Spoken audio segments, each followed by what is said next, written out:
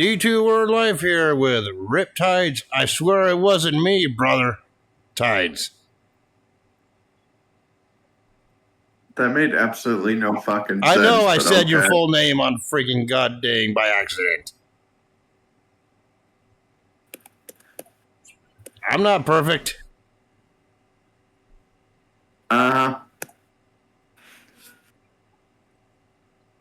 And today we are doing your pick this week, which was Fall Brawl 1999, another WCW exclusive pay-per-view. And our first WCW exclusive pay-per-view in like several months at this point.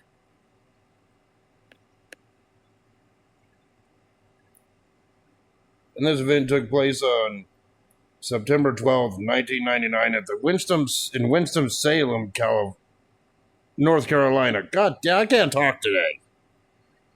You're like, what else is new? Right? What else is new, buddy? And it took place at the Lawrence Joel Veterans Memorial Coliseum with an attendance of 7,491. The commentators for this event were Tony Schiavone, Bobby Heenan, and Mike Tenay. And the ring announcers were David Pinter and Michael Buffer for the main event.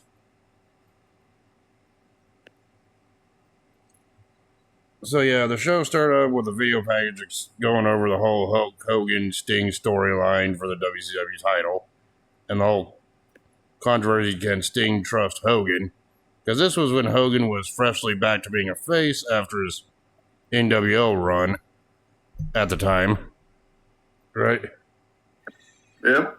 And Sting was like, I can't trust you, Hogan. And, you know, this whole storyline they had there, including freaking Nash getting run over, which WCW fully never explained who freaking did that. Right? Yeah, they did. Yeah, I don't remember. It was Luger. But anyway. It was Luger and Bagwell. But yeah, anyway. After the opening video package, we were brought in the opening pyro, we brought the announce team. We brought the announce team going over some of the matches for the night and welcoming us to the show. And we get to the first match, which was a 6-man tag team encounter between the Filthy Animals known as Rey Mysterio Jr., Eddie Guerrero, and Billy Kidman, and they were taking on Vampiro and ICP, the two underground rappers. This wasn't the first ICP match that you reviewed either. Well, I don't even remember the first one. I thought this was the first ICP match we did. Because I know they wrestled at Fall Brawl. I know they wrestled at Hog Wild the month prior. Road Wild the month prior. It was WWF.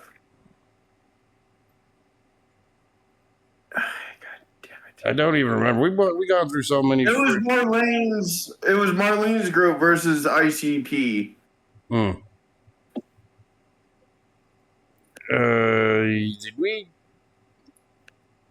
Did we do SummerSlam of '98? If that's what you're referring to, they were just the managers at ringside for that one. I don't remember. I'm gonna have to look back through the review list, see if we did that one or not. I don't remember, honestly. We've done so many of these reviews, I don't remember each and every single one of them without looking at my playlists on YouTube. You know what I'm saying? Yeah.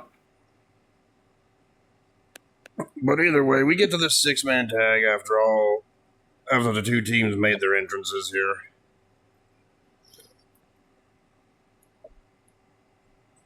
Anyway, the heels. Well, the thing for this was that Vampiro was the most dangerous, and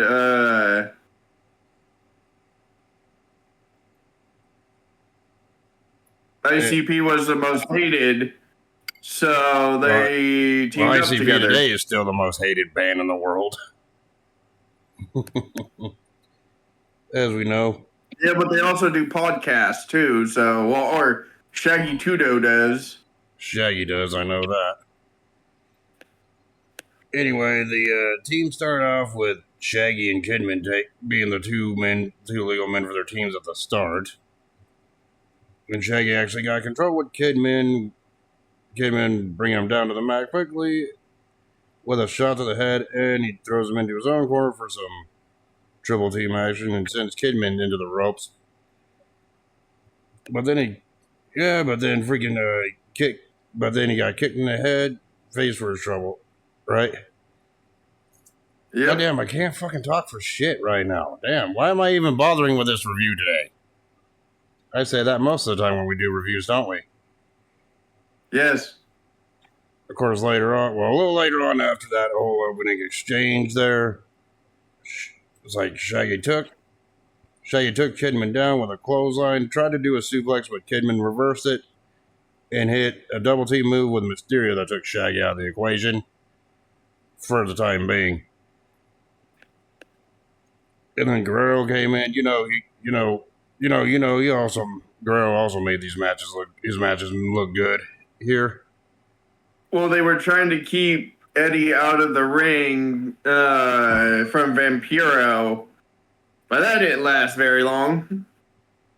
Yeah, and after some double team offense, Shaggy did manage to get to his corner and tag Violent J in after some action there.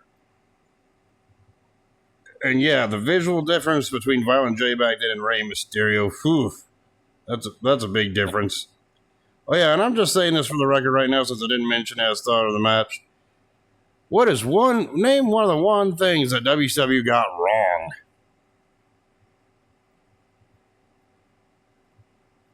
That pertains to the 6-man tag match that we saw. Something with Rey Mysterio. He didn't look like himself. I can't quite put my finger on it.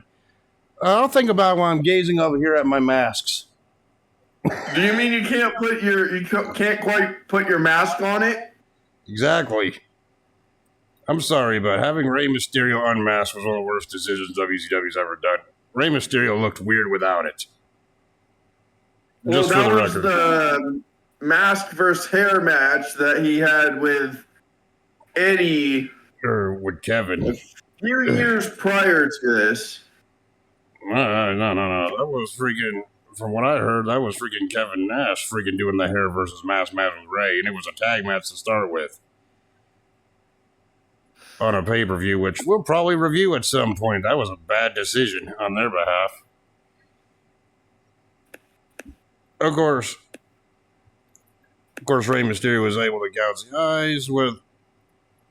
Actually, no, Violent J came in, dropped Mysterio, and then slingshot him into the corner, but Kidman and Guerrero tried to come in, but referee was distracted, which allowed for the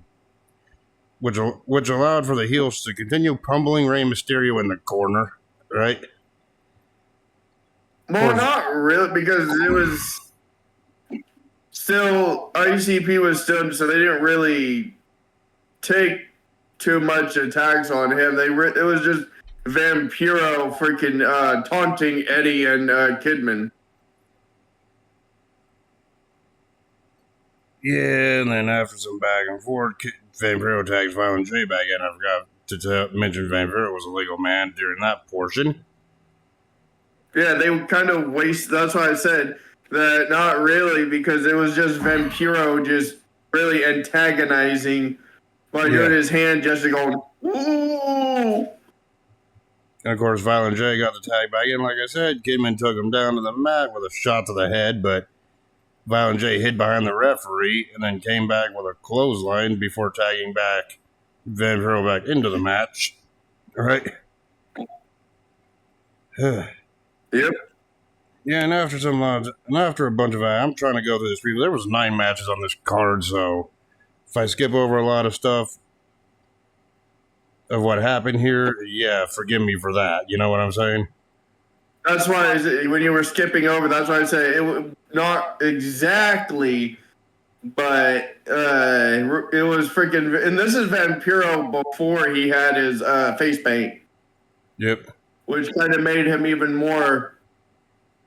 Well, this was Vampiro, pre-Dark Vampiro, Yep. you could say. After a while, and after some back and forth action here, for the majority of it, neither team had the advantage. Violent J got back in, hit a chop on Kidman, but was taken down with a clothesline. Then Mysterio freaking made the tag and took out Violent J immediately. And he was able to hit a moonsault for a 2 count, right? Yes. Yeah, and then freaking Mysterio got sent to the railing at ringside before getting rolled back into the ring. Vampiro freaking kept Mysterio grounded with wear down holds, rest holds, whatever you want to call it. Right? Yeah. Well, you were very disappointed there was no chin locks. I know. This next event I'm thinking of probably will have plenty of them. Oh, God. If it's the one that I think you're thinking, fuck you. What do you... Okay, but you'll find out at the end of this review. I was going to save it for the end of the SummerSlam Night 2 review, but I'll probably reveal it after this. It's like Guerrero... Yeah, if it's the one that I'm thinking of... Then Guerrero got tagged back in the match and he started to whip Vampiro with some chops to the chest and diving his head into the turnbuckles. Driving freaking Vampiro's head into the turnbuckles, I should say. And then after freaking sunset flip, Vampiro landed on Guerrero tried to hit a monkey flip, but Vampiro landed on his feet and took him out with a clothesline, and then Violent J came in, nailed freaking Guerrero with a Samoan drop, followed by Shaggy doing the leg drop off the top rope for the 2 count. Right? Do you ever wonder this? It was a very close 2 count. Yeah. And when watching this, you start to realize, damn, why does ICP wrestle better than David Flair? Who was an active wrestler in WCW at this point, and he was dog shit. Right? Anyone was better than David Flair. Canyon was better than David Flair. Oh, yeah, we finally found an answer to that question then. It's like, who better than Canyon? Everyone except David Flair. Wait, what? Exactly. It's like Vampiro got the tag in, nailed a tilt-a-whirl backbreaker, and then Guerrero took out all 3 opponents out. Right? Yep. Yeah, and then Vampiro and Shaggy then hit a double team maneuver on Guerrero, which took him out of the ring, but Kidman came in to make the save. And then Vampiro then hit Kidman with a top rope gut wrench, which that looked intense. But then Guerrero that was a nasty fall. Yeah, but then Guerrero broke up, I believe, the follow-up cover, which allowed Kidman to get up and nail a shooting star press on freaking Vampiro to pick up the win. Yeah, he hit him right in the face with his knee. So yeah, your thoughts on this opening 6-man tag? It was good, but it was also funny as hell that fucking Violent J was like, "Oh, I'm gonna go break up the." Oh no, never mind. He's like, oh, never mind, fuck it. Right? Because like, they don't pay me enough for this shit. Right? Yes. So yeah, I thought it was a solid opener to a WCW pay-per-view in 1999 of all years. Was it the best match Guerrero and Mysterio ever had? No. But was it a better match than what people were used to seeing on WCW television at the time? Yes. Right? Yeah. Was it better than it had any right to be, knowing ICV was in it? Yes, no offense to them. I know they own their own wrestling organization. I know they wrestle, but they're more known for horrorcore hip-hop than wrestling at this point. And their podcast. Did the 2 members of ICV wrestle better than David Flair? Yes. Ain't that ironic? Anyone wrestled better than David Flair? I'm sorry, but Even David, Shitty Canyon. I don't know. Would you go as far to say that Michael Cole can wrestle better than David Flair? Because I think that would be a bit of a stretch. No comment.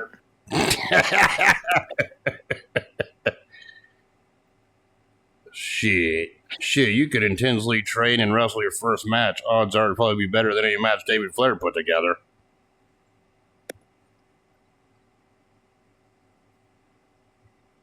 Yeah. And of course, after the match, Mysterio was freaking taken to the back by Guerrero and Kidman, selling either selling a knee injury or legit having a real knee injury. After the match, Rey Mysterio does have an issue with those knees. Right? It was both. He had a knee injury and he was selling a knee injury. Because that's why they even said, Ray needs to watch out for his knee because it's been injured.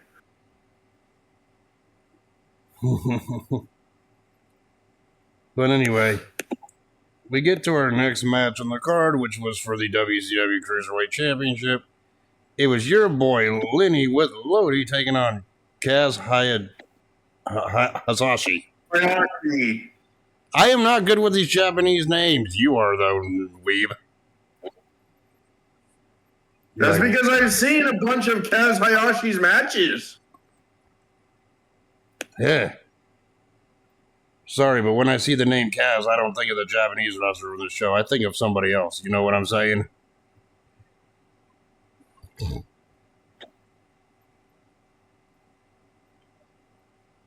Yeah, from TNA. Yeah, different person, obviously. I'll just call him Kaz. I don't give a fuck. I ain't calling him by his last name. I'll butcher it every time. Not to be confused with Kaz from Frankie TNA. Kazarian. But for this review, I'm going to call... Hayashi. I'm just going to call him Kaz, not to be confused with the TNA wrestler. All right. Well, this is before TNA, long before. Well, I know it's long before TNA, right? TNA wasn't even a thing until 2002. This was in 1999. Hell, if WCW made it past 2001, some tells me that we wouldn't even have TNA. We'd still have WCW.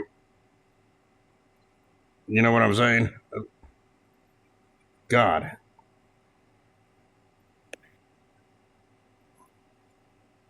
Oh yeah, and speaking of TNA, freaking the Liddy character also appeared in TNA in 2002 for a brief period. Yeah. And I'm just like, wow. Oh, yeah, did you see the sign that he had? What?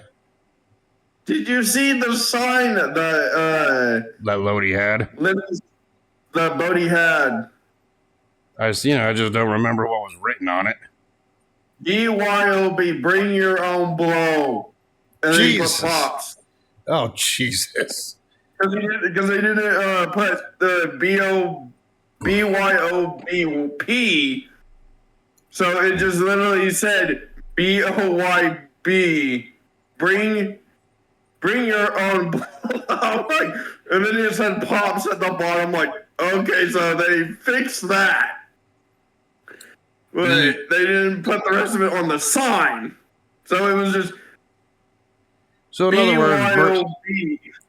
other words, bring your own nose candy. Okay. I think I'll pass on that party. Right? So, yeah. He had that sign. I'm like...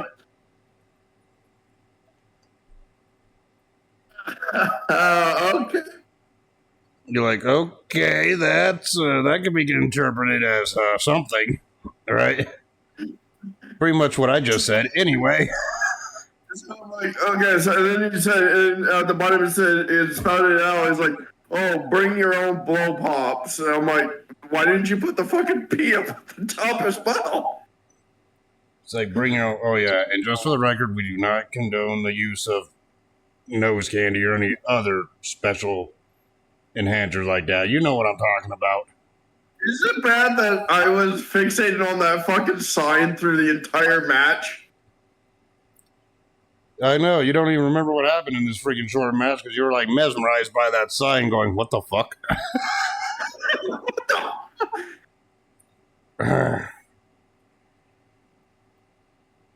But anyway, at the first, Lenny freaking takes Kaz down with a wrist lock as the bell sounded. Nailed the shoulder block and skipped around the ring to celebrate, because that's how you celebrate your victories in Fortnite. Fuck off. What? I'm not dissing you. And of course, freaking Lenny grabbed the arm and started working and he started working Kaz down to the mat. Kaz fought back and started kicking Lenny in the back into the back of the legs. And then Kaz hit a sunset flip and took Lenny down, followed by a drop kick. Right?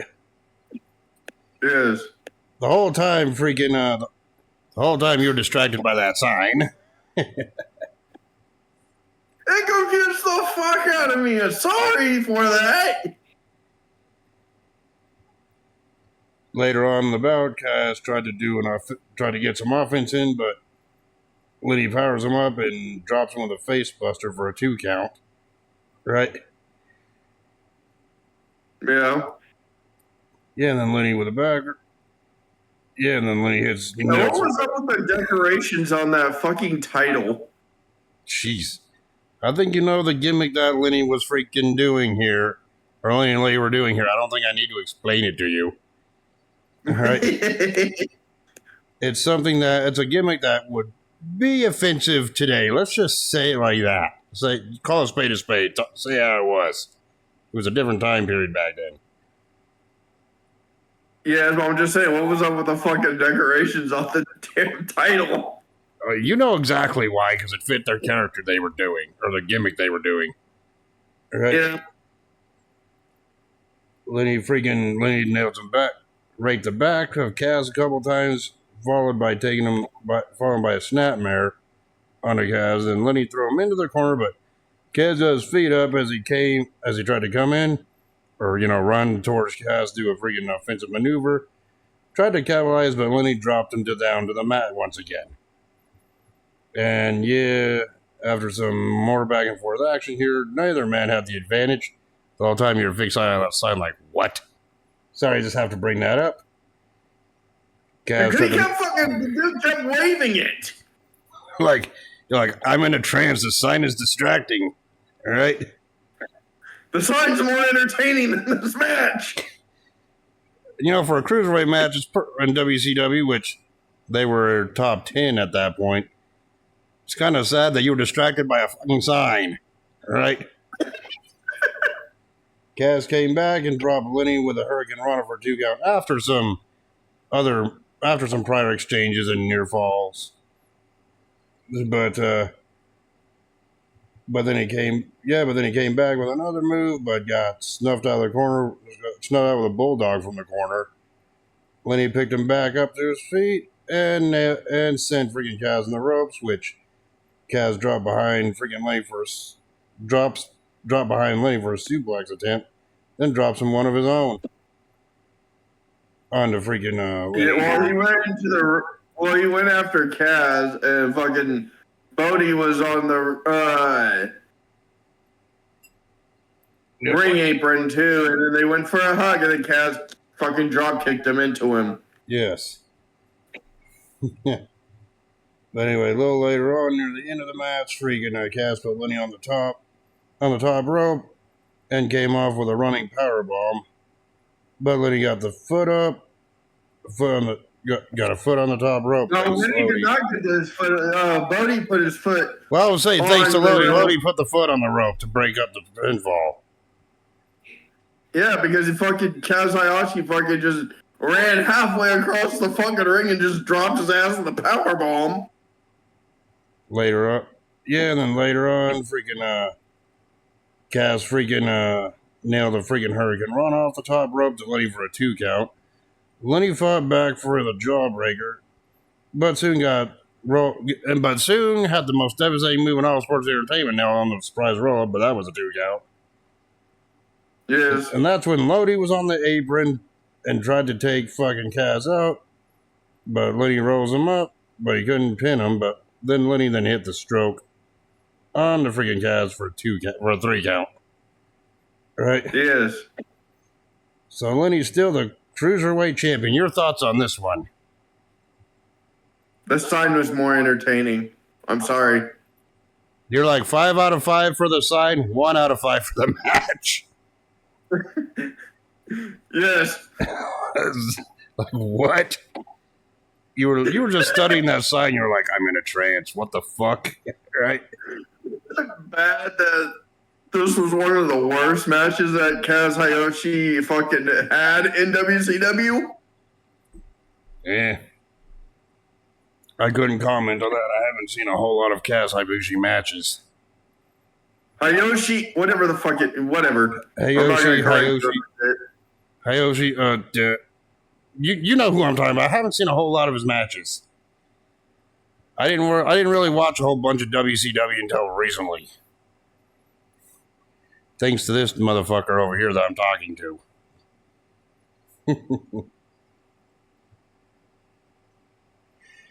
In the back, we see Mean Gene Okerlund freaking interviewing Sting, right? Yes. And then Gene says that Sting is a man of few words, but he wanted to know his thoughts on Lex Luger here. Sting said Luger is inches away from losing his longtime friendship with Sting here. And he says Luger knows it's a big fight for Sting, and if Luger gets involved, he'll be taken out. Spoilers, Luger was not taken out. But then Gene then asked Sting about Hogan. Close to about losing his respect for Luger. Yeah, then afterwards, Gene asked Sting about Hogan. And Sting says that Hogan has been on top as of late, and he's been walking the straight and narrow. Yeah, sure he has, brother. I'm just kidding. I'm just saying because we all know about the backstage politicking Hogan had at the time. Yeah. And then Sting says that he is back in black, and tonight it's showtime. Yeah, and then Sting then leaves the ring, and then Gene goes to a package for the next match. Oh yeah, and I forgot to mention, before the Cruiserweight match, freaking the Revolution was shown backstage and doing stuff for WCW.com at the time, guaranteeing that they would win all their matches and go on a clean sweep. Yeah. Spoilers, they did not have a clean sweep. Nope.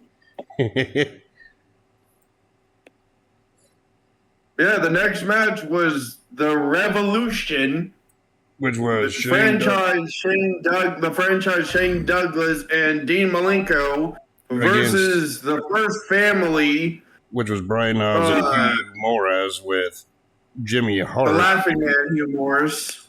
With Jimmy Hart in the corner. And what was to be a no disqualification tag team match. Is it bad that I forgot that Knobs wrestled by himself for a while without his tag team partner?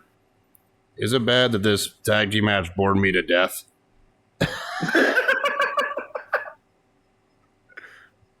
didn't even really take advantage of the no DQ stipulation.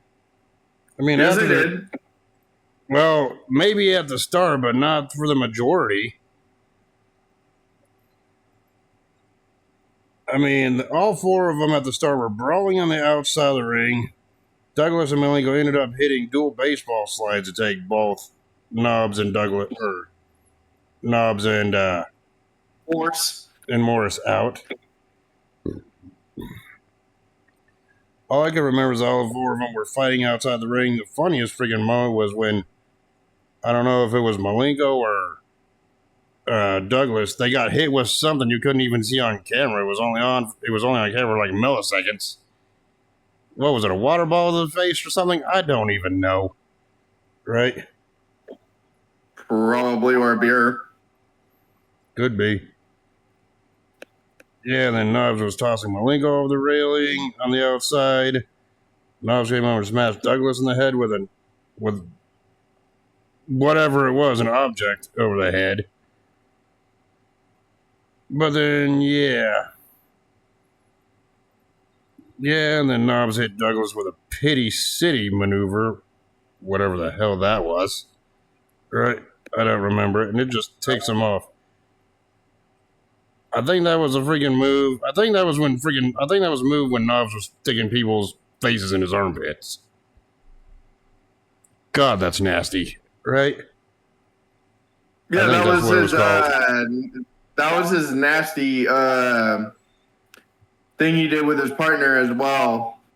Yeah. Of course, Malenko got the tag in after freaking Knobs got hit with clotheslines. Then he covers Knobs for a 2 count. Right? Yep. Yeah, and then I'm not going through every spot here. This match was boring me enough. Little later on, freaking Douglas hit Knobs into the railing. Tries again, but Knobs throws him into the railing instead. Near the end of the match here. I don't want to waste too much time on this one.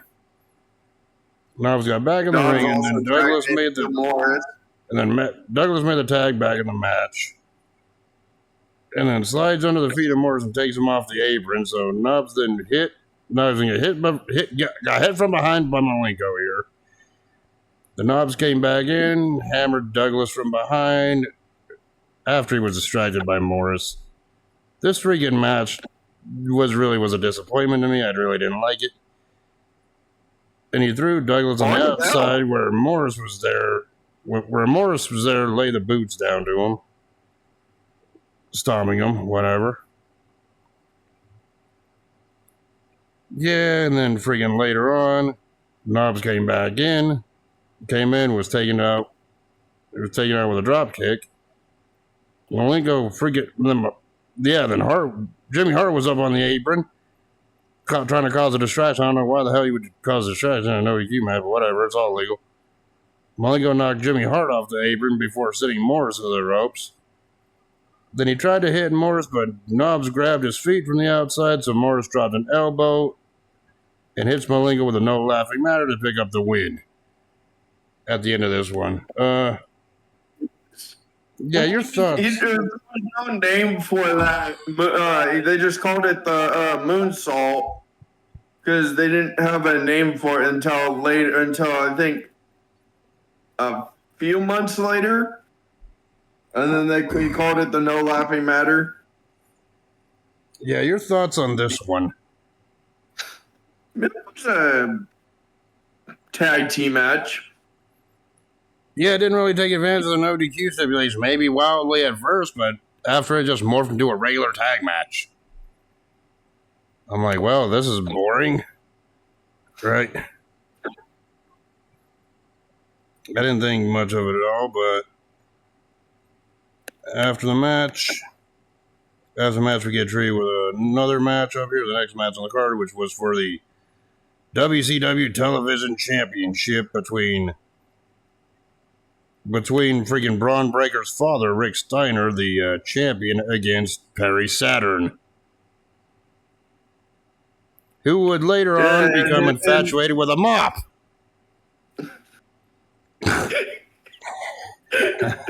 And you're just sitting there busting up because you know I'm right. And the thing with Rick Steiner is he had the say, if you didn't like me, then bite me. Yes. Yeah, and they showed the little video package hyping this match. I think every match had like a short little hype video package. I'm not going to go over it. Every single one. You know what I'm saying? All it was Rick Steiner and Terry. And Perry Saturn fucking just saying, oh, I'm going to do this. I'm going to do this. Oh, I'm going to do this. I'm going to do this. Blah, blah, blah, blah, blah. Who cared? Exactly.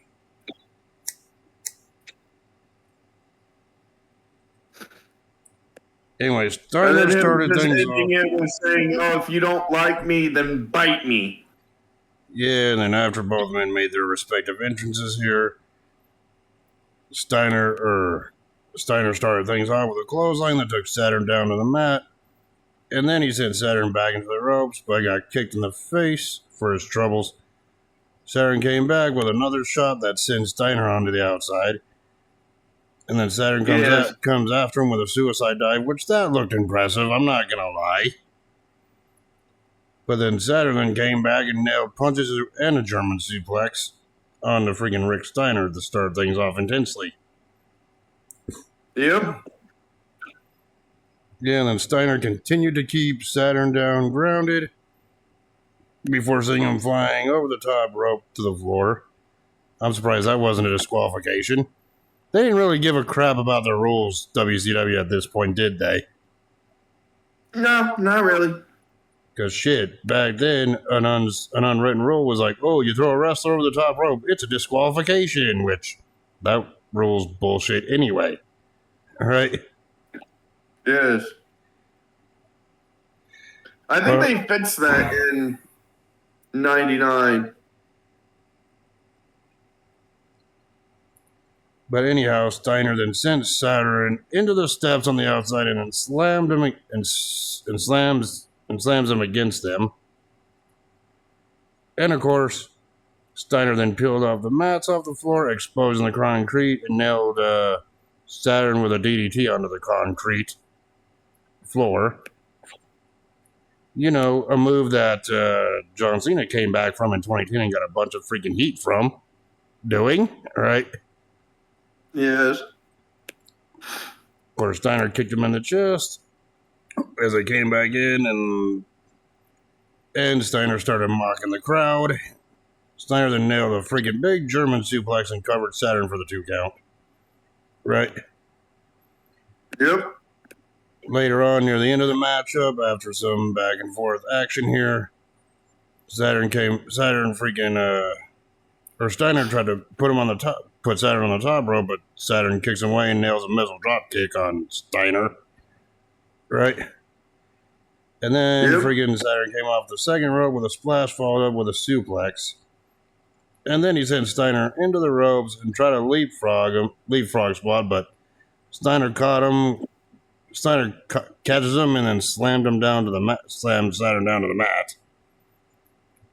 Of course, Saturn didn't manage to fight back and actually nailed the Death Valley driver on the freaking Steiner, but Steiner kicked out at 2, right? Everyone at that point thought that was it, but no. So Saturn decided to try to go for another Death Valley driver, but Steiner fought out of it and slammed him gut first into the corner. Yeah, and then Steiner went up to the top rope, but Saturn kicked his feet out in front of him, blocking whatever move Steiner had in mind. Right? Yep. So yeah, in a way you can I guess Steiner crossed himself on the top rope too. So you can say Saturn is a dick to Rick Steiner's. Yes. So yeah, Saturn got up, tried to suplex, but Steiner fought him off and nailed the Steiner Bulldog to retain the championship, the TV title. Your thoughts on this one? It was a decent match. Was it one of Rick Steiner's best matches? Not really. Was it one of Perry Saturn's best matches? That's arguable. Was this match better than Perry Saturn's storyline with a mop? Yes. Sorry, I have to bring that up every time. I'm sorry. I just like the fact that Perry Saturn said in the fucking interview before they all left was, I'll make sure it's a freaking clean sweep. And then they all lost. Yeah, it's a clean sweep for their opponents. More on that later. Yes. It's a clean sweep. Well, if we had Moppy at the time, maybe it would have been a clean sweep for them, literally. It would have been literally a clean mopping. Well, gee, it all comes back to mopping with Saturn, doesn't it? No matter how much we talk about his matches. Right? Yes. I thought the match was okay for what it was. Was it something we could have seen at the time on Nitro? Probably, but let's face it, Nitro was an irreparable damage at that point. And it was just getting worse every week. Just like, this was 1999. This was before freaking Vince Russo booked himself to be world champion. That wouldn't happen until a year later. No one wants to remember that. Sorry for bringing that up and making you remember that. Oh, that may be one of the reviews we'll be doing. Jesus Christ, I have it on a Nitro. I swear to God. I swear to God, man. I'm sorry, but if it wasn't for freaking, this is just me thinking out loud here. If it wasn't for Netflix holding back on the classic Raws and not putting them up, we'd probably be doing Raw and Nitro reviews right now. Random episodes, not in a row. For the Monday Night War. You know what I'm saying? Yeah. Jeez, this sucks, right? But anyway, backstage, Okerlund was doing an interview and he was interrupted by Hulk Hogan. And Hogan says he's tired of people thinking he's going to stab Sting in the back. Right? Yeah. And he isn't going to do that tonight. And he's going to prove it tonight out in that ring. Said if he wanted to double cross Sting. He said he just got off the phone with his children. Yes. Promising them that he was promised on the red and yellow. They would not double cross Sting. That he'd walk the straight and narrow. Yes. And he also mentioned if he wanted to cross straight or double cross Sting, he would have already done it, knowing Hogan's reputation at the time with the NWO. He just planned out. He went sneak attack. But did you get that he rhymed that he was straight and narrow, that he bet on the red and yellow? Yeah. What the fuck? And the announcers talking damn, Hogan had bars. Yeah, and the announcers talked about Hogan and how much trouble he may be in tonight, but they also did mention that Buff Bagwell, who was already scheduled for the next match, didn't show up. He wasn't even in the building. And they said that he was going to be replaced in the next match in his match against Berlin, a.k.a. Alex Wright. Right? Yep. So the next match we have Berlin with the Wall coming out to face off against Buff Bagwell's replacement. Ho! It was Hacksaw Jim Duggan. Do we really got to talk about this match?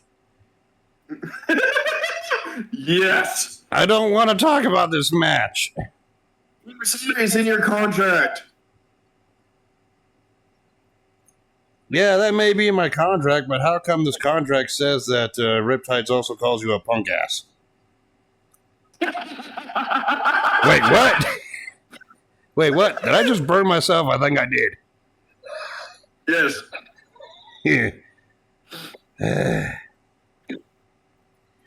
But as we know, Alex Wright portrayed the Berlin character. He debuted as a Berlin character not that long before this pay-per-view. And this was Alex Wright's first... English because he said it was barbarian. Yeah, he only spoke in German. German. Yeah, and this was Alex Wright's first pay-per-view match as Berlin since debuting as the character. Against Hacksaw Jim Duggan, even though it was originally scheduled to be him versus Bagwell. Yes. And I just the fact that Hacksaw Jim Duggan, yes, he came out with the American, but he also came out with the iconic 2x4 and made the 2x4 look like a gun. Yes. And of course, Duggan came out, started the USA chant. So you could say he was shooting wood at Berlin? Oh, Jesus. Stop talking about Duggan's wood. That is a sentence I thought I would never, ever have to say to you. Because my mind's going to places where it shouldn't be at this point. That's your fault. Ugh. That's your fault. You've been hanging around me too long. That was just the way I grew up. Anyway, despite that, let's get on with talking about this match that I really don't want to talk about, but I have to anyway. All right. It was a relatively short match. I know it was a short match, but Duggan started out with the USA chants right off the bat here. And the fans were chanting USA, but Berlin attacked him from behind as he was laying his wood. He was laying down his wood, like what you like to call it. And then Berlin nailed him with a drop kick. Yes. And then Berlin tried to send Duggan into the corner, but Duggan reversed it and sent Berlin to the outside. And then Berlin gets back in it and nailed an atomic drop on the Duggan, but Duggan came back, worked him in the corner, and took Berlin down with a clothesline. And then Berlin tried to do the whole typical heel banging off strap, but it didn't work because Duggan continued the assault on the Berlin here. Yeah, and then, a little later on, they exchanged back and forth, left and right in the ring before Berlin got Duggan back in the corner. Duggan fought out and got Berlin in the corner. And then Duggan then sent Berlin to the other side of the mat with a boot to the face. Right? Yep. And then Berlin then dropped an elbow on Duggan and then worked Duggan over on the ropes. And then Duggan tries a big shot, but Berlin ducked under and wrestles Duggan down to the mat here. Yeah, and then then Berlin then later on gets a freaking chin lock on Duggan and kept Duggan down the mat. Oh, wait, Berlin?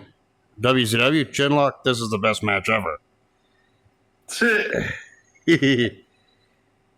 But Duggan got back up to his feet and got out of it. And he sent Berlin into the ropes, took him down.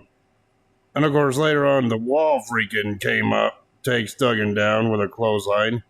Then Berlin rolls him back in the ring, and then Berlin pounds him in the corner, and then nails a neck breaker to win the match. Got the 3 count.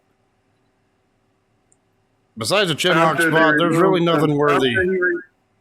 After he removed the fucking mats.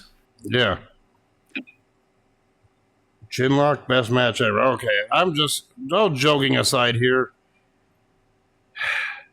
It was bad when I was watching this match. I was falling asleep because it was boring as shit. This Bagwell decides to show up after the match. But I know, but they told him it's too late. Berlin already had his match. But anyway, your thoughts on this Duggan Berlin match? Yeah, it was a decent match for what it was. It was, once again, a match we could have just seen on Nitro at the time. Right? Yeah. It felt like a Nitro mid-card match. It didn't feel like a pay-per-view match. Right? Yep.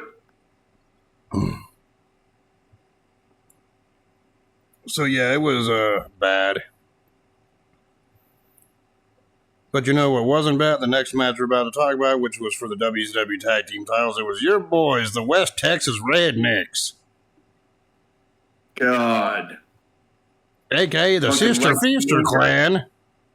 Version 2. Fucking Lex Luger, Barry Windham, and freaking Caden Windham. It was Barry Windham. Father and uncle of Bray Wyatt. Yeah, it was Barry Windham, Kendall Windham, and Kurt Hennig. Yeah, Kendall Windham, yeah. And they were taking on Harlem Heat, Booker T, and Stevie Ray here. And we all know how big of a fan you were of the West Texas Rednecks. It reminded you of the Godwins from WWE. Except better. Except better. What the hell did you just say? I have to agree that the West Texas, the freaking the good old boy, the West Texan rednecks, kind of reminded me of the Godwins. Jesus. That was just a joke, but okay. You actually agree with it. That's pretty bad. Right? Well, it was, and then they come out with a fucking, oh, them good old boys. So I'm like, oh God, not them again. And the whole rap is crap freaking dang soundtrack. Oh, remember that? Whew. Oh, that was bad. Oh, it was a hit back then. Coming out wearing cowboy hats and doing the cowboy gimmick, right? Yeah, it was fucking Lex Luger and fucking Barry Windham and the fucking And Kendall other Windham.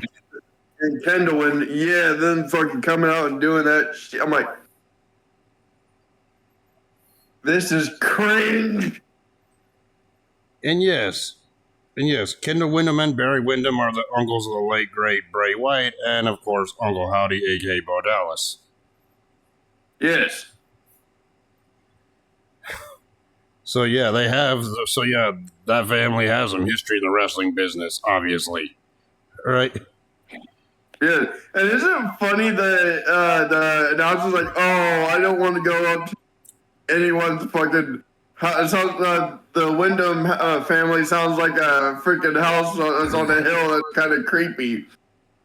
And fucking a few years later. So What happened? the Wyndhams sound like they live in a house up on a hill that's very dark and creepy and eerie.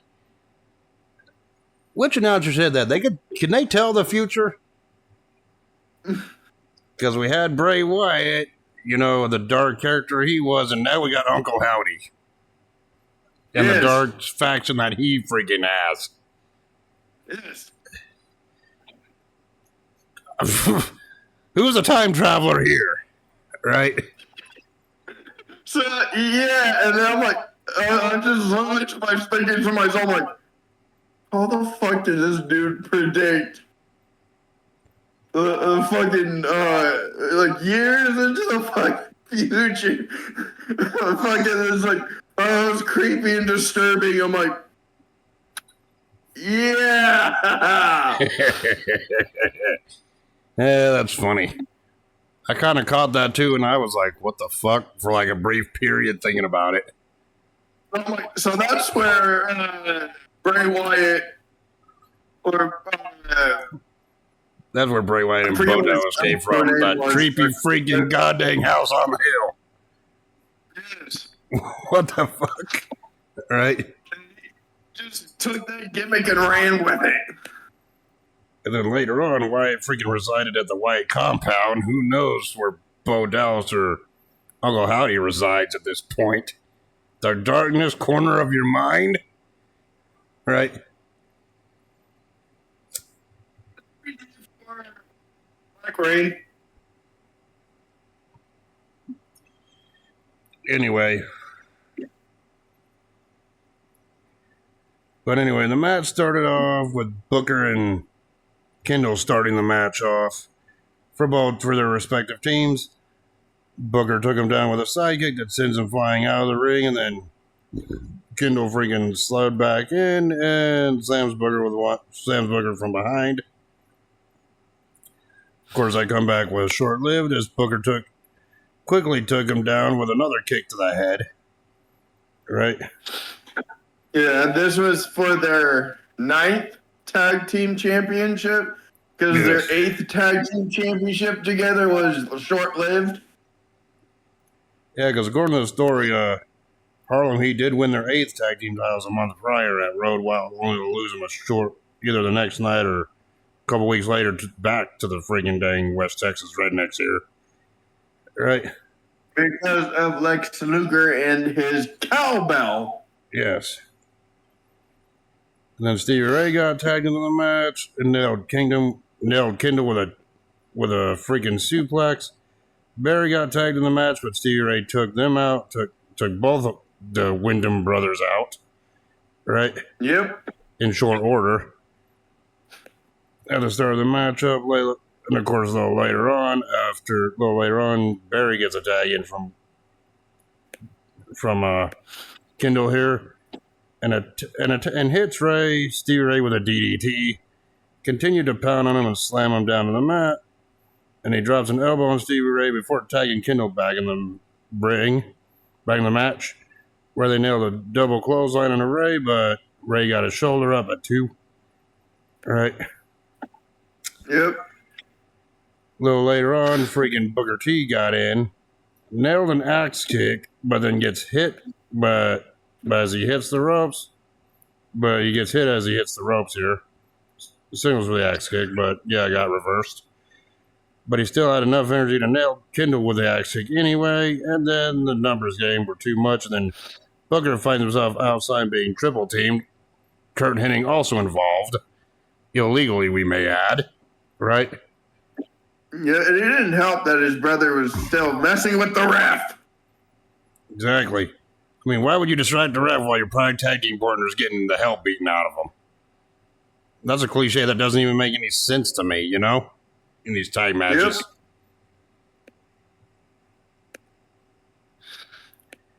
Of course, eventually, Booker T fought back. Nailed freaking Kendall Wyndham with an axe kick. And then Booker T immediately then hit Barry from behind and sends him back on the outside. Yeah, and then Hennig sends him into the railing and starts stomping away at him, and then Kendall rolls Booker back into the ring where Barry is sitting there waiting to pick the scraps. Right? That's what they call it. And he picks Booker up and drops him down with a side suplex for a 2 count. Right? Yep. A little later on, freaking Kendall sends Booker into the corner, but he reverses it and rolls Kendall up for a 2 count.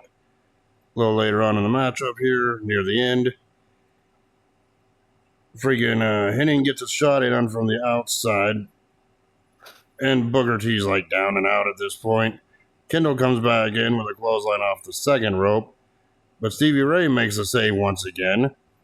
Booker makes the tag. Stevie Ray was a legal man, but the referee was distracted, so it did not count. Right? But Ray took everyone out anyway, so all 4 men were in the ring brawling here. Kendall sends Ray into the ropes, and then Hennig on the outside hits him with a bell on the apron. The cowbell. The cowbell. Referee was distracted, but Booker then came back with a missile drop kick, knocking I think it was Kendall down. Thus he got the pinfall. Win off of that, and Harlem Heat became tag champions for a 9th time here. Yes. Your thoughts on this one? Yeah, it's a good match. It was chaotic. I know I didn't go through every spot, obviously, because I never do anymore, because that just drags the freaking reviews too damn long. I just mentioned the high spots here. Beginning, middle, end, that's what I do. Honestly, if you want to know about the whole match, see the whole match for yourself. I thought it was the best match of the night at this point. This tag match. It was way better than the other matches we've seen previously already. Right? Yep. Who better than Canyon, this tag match? I'm sorry I have to say that. Right?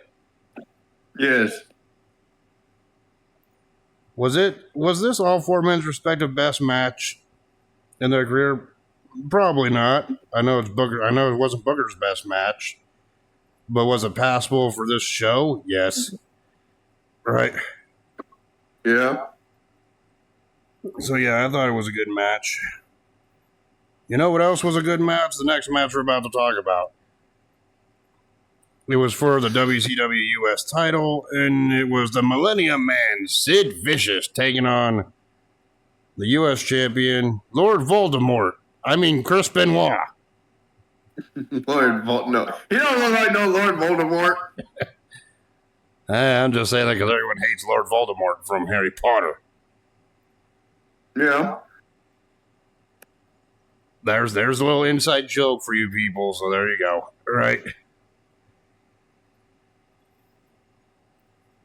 And I was thinking at the time, I'm like, we got the big, powerful Sid Vicious, also known as Psycho Sid in WWE, taking on one of the best technicians there was, and the size difference is obviously notable. I think Sid was like, what, 6'10" here? 6'10", 310 pounds. And Benoit, I think, was only 5'6" or 5'7". He was a smaller athlete.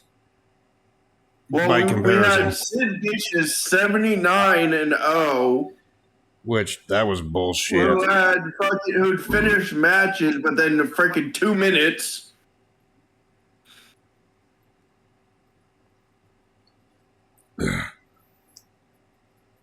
We all know Sid Vicious being undefeated in WCW at this time was bullshit. He did lose a couple of dark matches, but they don't count those. Ever since his return to the company at this point. After a several-year hiatus. This was a couple of years following his final run with WWE, too, at this point. Yeah. And, of course, those two lock up with Benoit working on Sid in the corner, and then Benoit came back, but Sid freaking threw him all the way across the ring like he was a rag doll. And I just thought to myself, Jesus, the strength on Sid here, right? Yeah. I mean, how strong do you have to be to lift up a fellow competitor and just yeet him across the ring like that? Pretty much treating Benoit like a cruiserweight, and Benoit was no cruiserweight. Right? Yeah. It's like Benoit then came off the ropes, but Sid took him down with a boot to the face. And then Benoit then falls to the outside, and then he starts to regroup before getting back in. And Sid just stays on the offense and pounds on Benoit some more. And then chokes him out against the ropes and takes up the entire 5 count. Why the referee didn't disqualify Sid, I have no idea. Right? You know what I'm saying? Because the referee was also a fan of Sid. Because it was Charles Robinson who would literally come out with Sid Vicious, would hold up his damn signs. Yeah, I know, but everyone associates Charles Robinson with us, they think Ric Flair, but okay. Right? Yes, but there's also another thing that had Charles Robinson in it.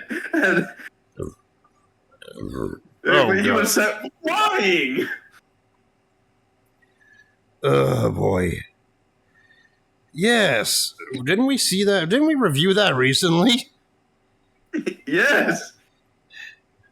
If I'm not mistaken, I think that happened at Money in the Bank. King of the Ring. Or King of the Ring, whatever you want to call it.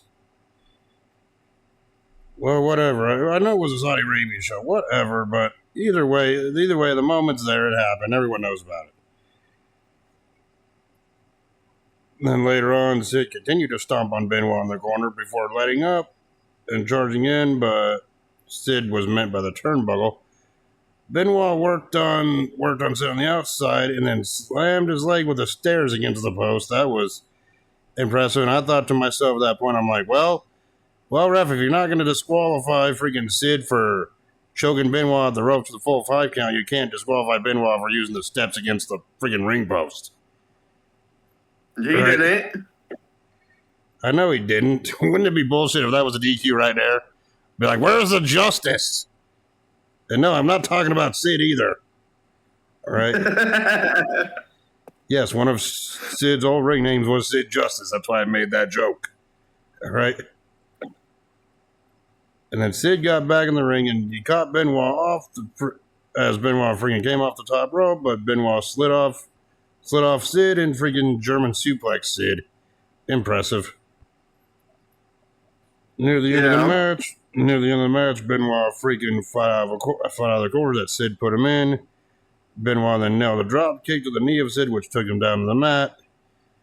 And he actually got Sid into the crippler crossface,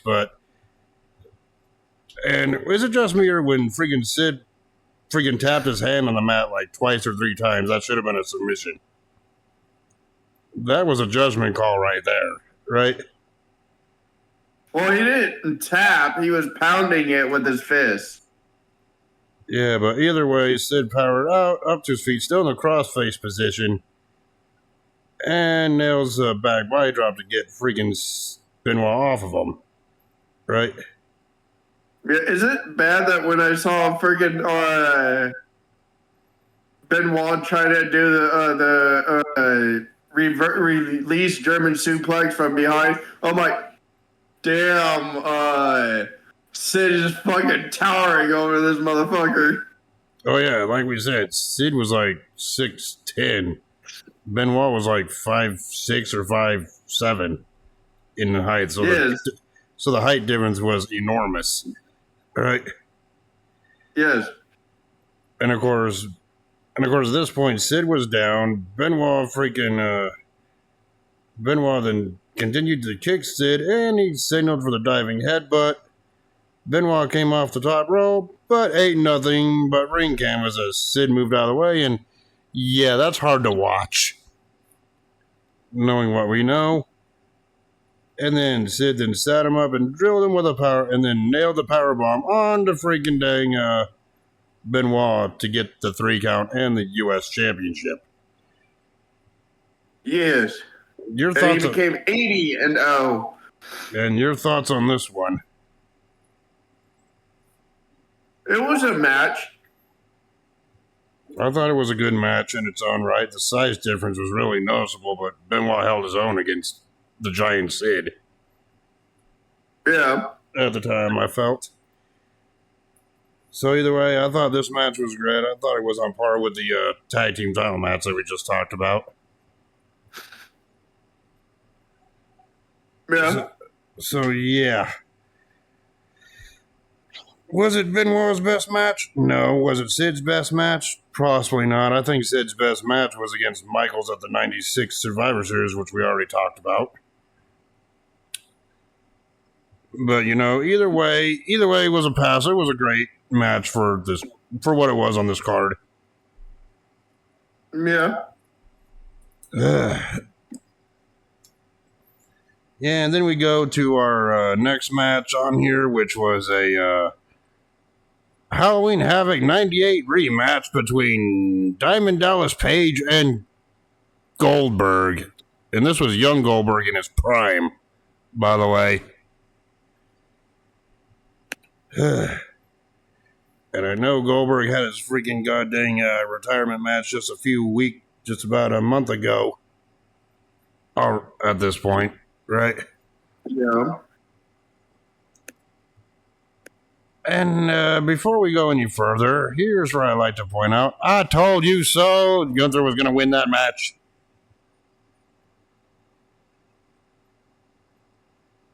Okay, can we move on? Right. I told you sucked nuts.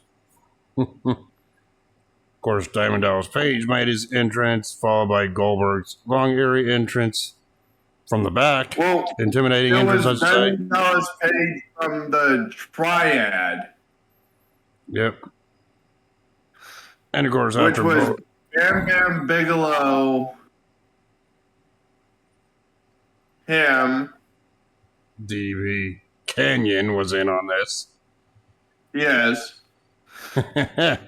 Who better than Canyon? Everyone.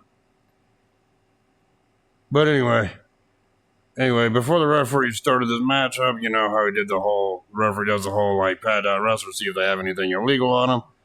Well, Page was hesitant to get freaking searched by the ref, but the ref produced a chain that freaking Diamond Dallas Page was carrying. And quarters. And a bunch of quarters too that fell out. And Page was like, dumb fellow goes, how the fuck did that get there? Right? Yes. And of course, the match now officially underway. Freaking Goldberg sent Page to the outside with some shots to the head. And then Goldberg then grabbed a headlock and tried to get an early advantage, but Page sent him to the ropes, but Goldberg took him down with a shoulder tackle. Page knew at this point he was kind of fucked, right? Yep. Of course, Page then tried to come back to work on the shoulder of Goldberg, but was taken down once again. And then Goldberg then sent Page onto the outside of the ring with a shoulder tackle, and then Page then grabs the mic and says, The fans don't stop chanting Goldberg, then he is out of here. Which I'm like, good. Right? Did they stop? No. Did DDP leave? No.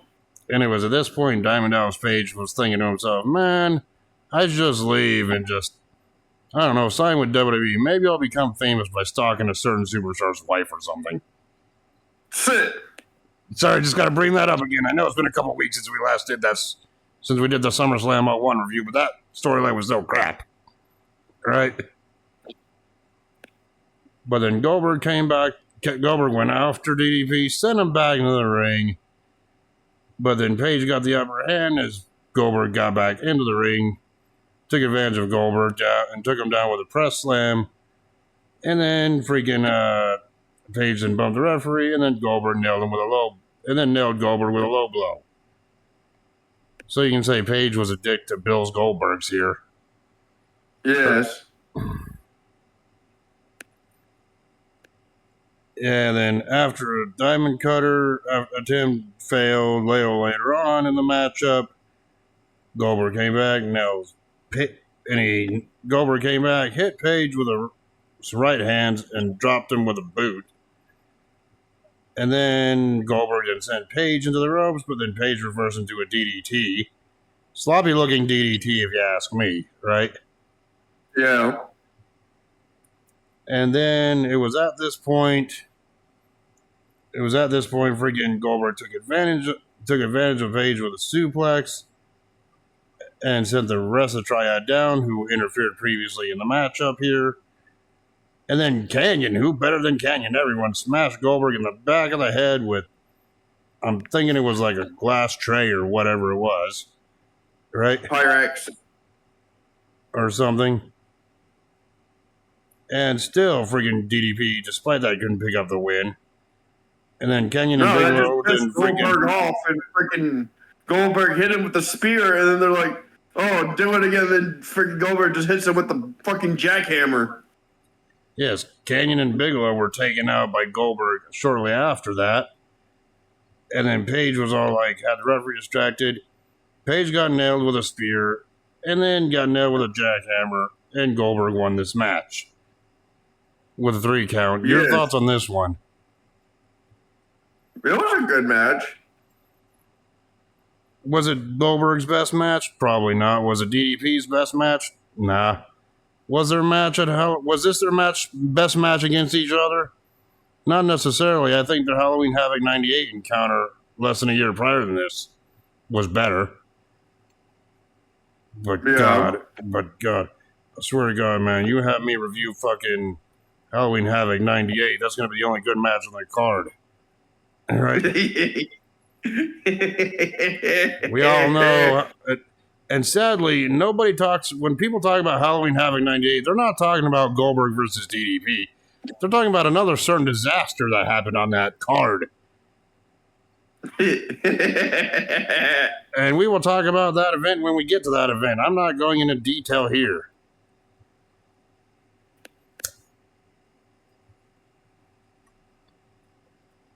I think you know what match I'm talking about from that card that's infamous. Yes. The train wreck? Yep. Anyway, we go to the video package for the next matchup here. Reviewing that. What?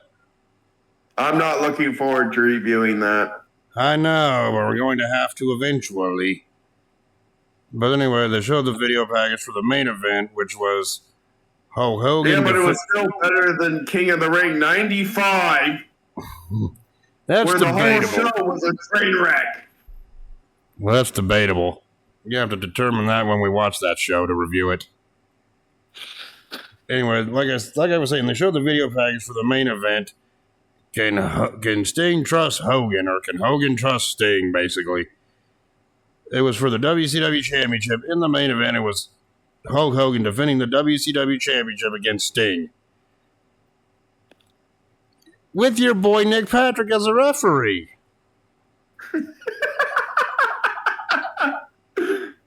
That was your boy. There was no controversy the last time we reviewed a match with those two facing off against each other with Nick Patrick as a referee whatsoever.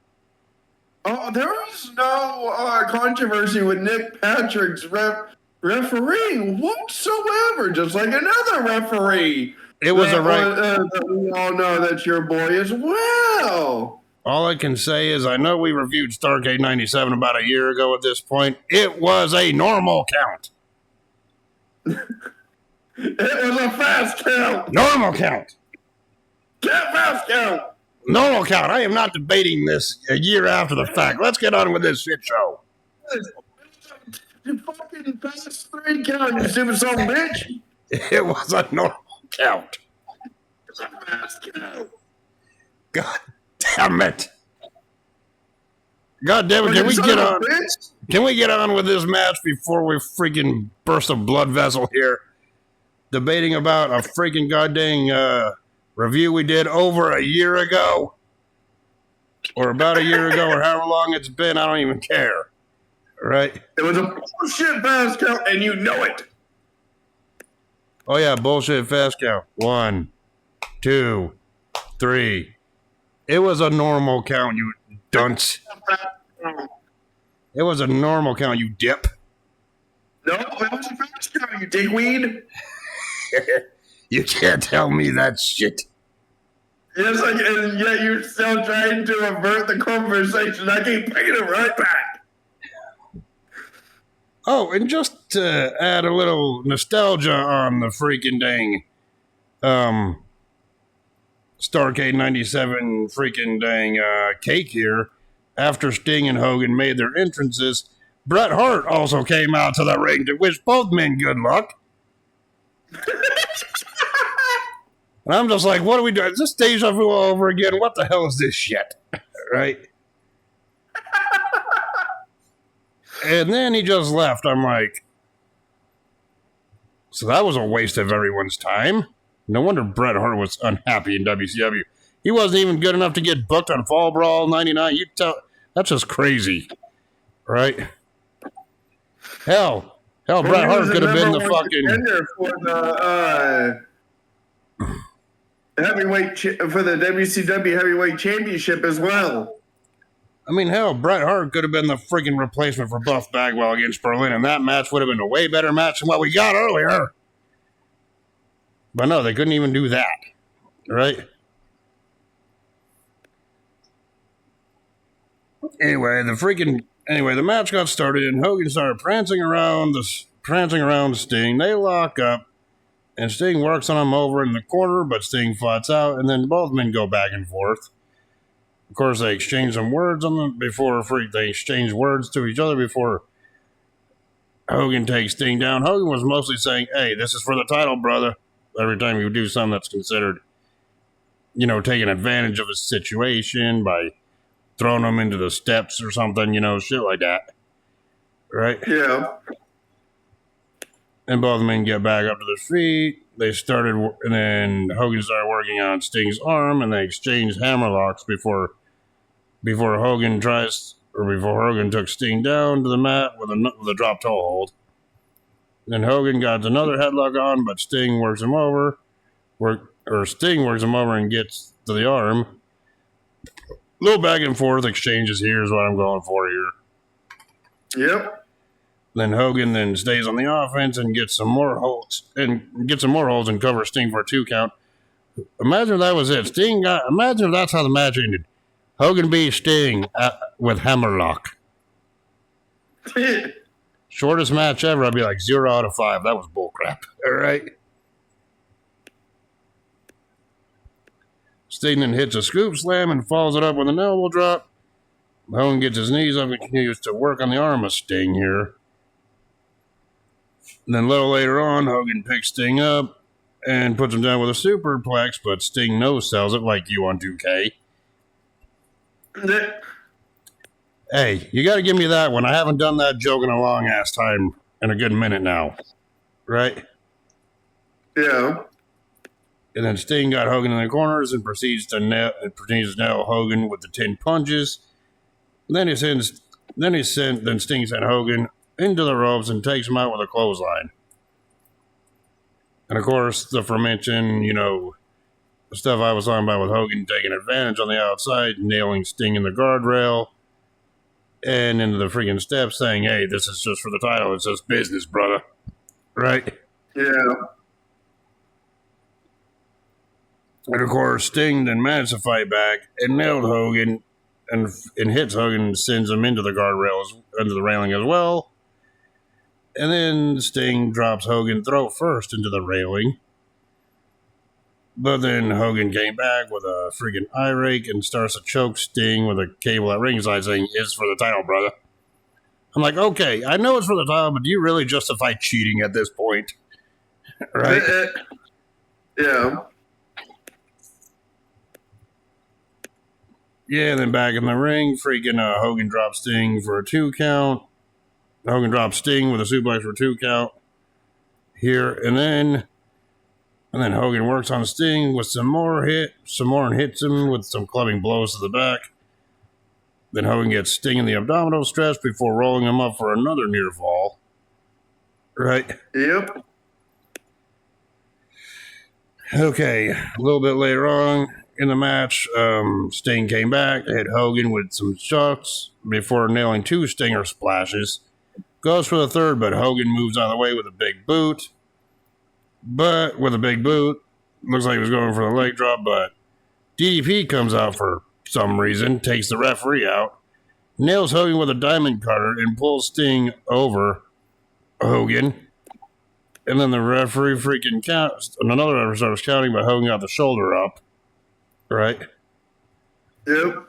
And then Bret Hart, we all know his involvement in the Hogan-Sting rivalry. Bret Hart comes out to the ring, takes Paige out as Hogan starts working on Sting once again. Then Sid came out to the ring and is taken out rather quickly, so he really didn't do anything. Yep. And then Lex Luger then came out as well with the baseball bat. Looked like he was going to nail Hogan with it, but Sting grabbed it. Yeah, and then Hogan tells him to hit freaking Luger with it, saying it was Luger the whole time. It wasn't me. It was Luger. I'm not the one stabbing you in the back. Luger was the one stabbing you in the back. And what did Sting do? Instead of hitting Luger with it, Sting nailed Hogan with a bat instead. Knocking Hogan out, turning heel in the process, locked the Scorpion Death Drop on Hogan. And the referee determined that Hogan was out cold, unconscious, calls the match off, and awards Sting the win and the WCW title. Yes. So basically, Hogan got screwed. And justifiably so for what happened at Starrcade a few years earlier. Go fuck yourself. I'm just saying that within context of the story. But anyway, this was the WCW heel turn of Sting, which that majorly failed on the grand scheme of things. But your thoughts on this match from start to finish?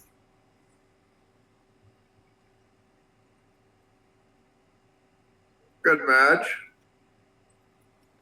I thought it was a good match for what it was. I mean, it told the story it needed to tell, and everyone thought Hogan was going to be the one turning on Sting. No, it was Sting turning heel on Hogan and stabbing him in the back instead. So they told the story that they needed to tell here.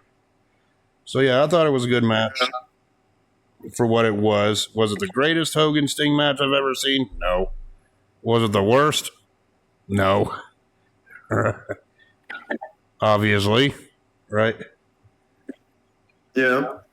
So now we go to.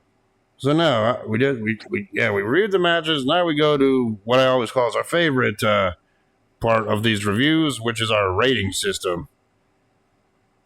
Billy Kidman, Rey Mysterio, and Eddie Guerrero defeating Vampiro and ICP. I gave that one 3 out of 5. 4.5. You enjoyed it more than I did.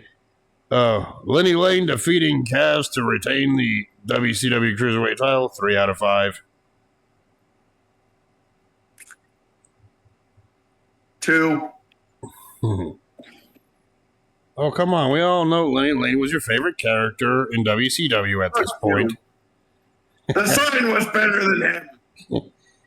You were like, I give the match a 2, but that sign a 5. Exactly.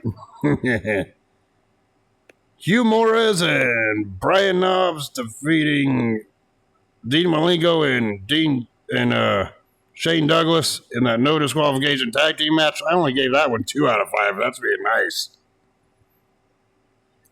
3.5. You enjoyed it more than I did. I was bored by it.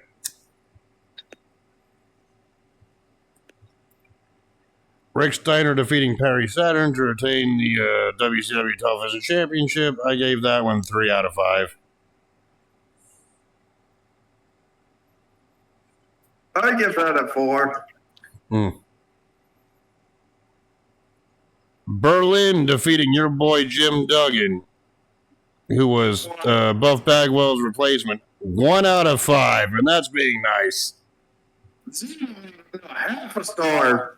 That's being nice. What, you said half a star? Yes. Half a star out of us. So yeah, half out of 5. Okay. Harlem Heat defeating your boys, the West Texas Rednecks, to win the WCW Tag Team titles. I gave that one 4 out of 5.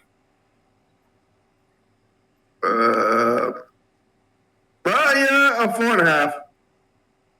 Yep. Sid Vicious defeating Chris Benoit to win the United States Championship. I gave that one 4 out of 5. 5.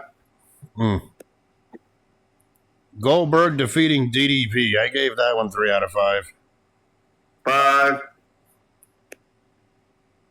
And of course, in the main event, Sting defeating Hulk Hogan.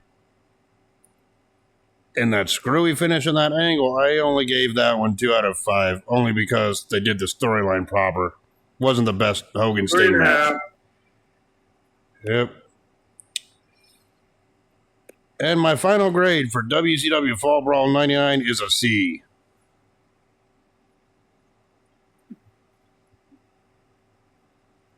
About that. So yeah, the matches I would recommend that you watch from this one, either the U.S. title match between Benoit and Vicious, but if you don't want to see a Benoit match, I would also recommend the tag title match with West Texas Rednecks and Harlem Heat. Other than that, you really don't need to see anything else on this show. Yeah. So yeah, that's our thoughts on WCW Fall Brawl 99. Now, I know our next two pay-per-view reviews are going to be SummerSlam. Nights 1 and Night 2, okay? Night 1's review is going to be uploaded on Sunday, and Night 2's review is going to be uploaded on Monday this coming week. But, and I know next week is my turn for the classic pay-per-view review following that as well. And you know what? Instead of waiting till after SummerSlam Nights 2 review, I decided, you know what? I'm going to let you guys know early in advance what next week's freaking classic pay-per-view review will be. Oh, this one I know for a fact you're going to love Riptidz.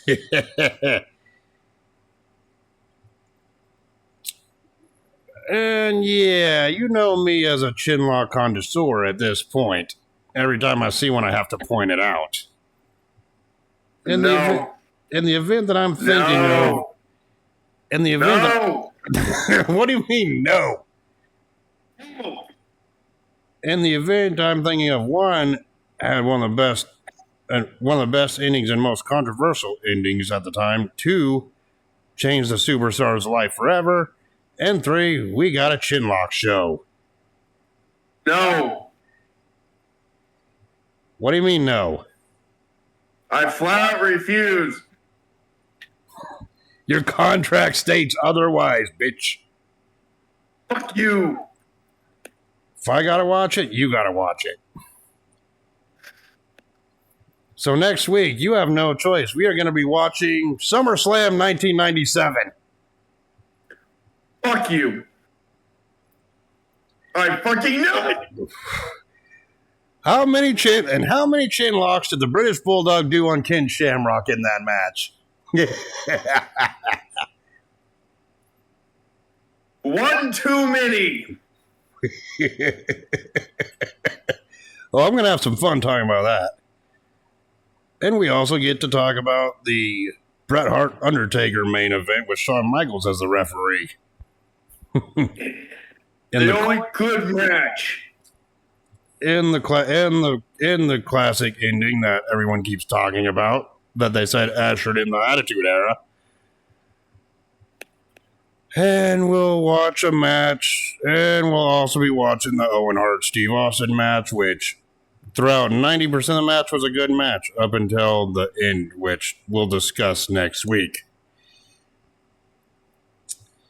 So until then, we will talk to y'all when we review the Night 1 SummerSlam 2025 review. And in the end, you're still a dick.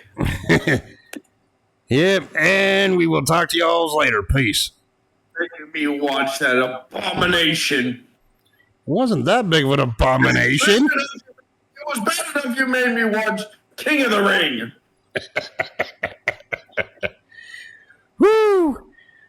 We'll see how SummerSlam 97 rolls out next week after the SummerSlam 2025 review. Motherfucker, just watch. Just watch.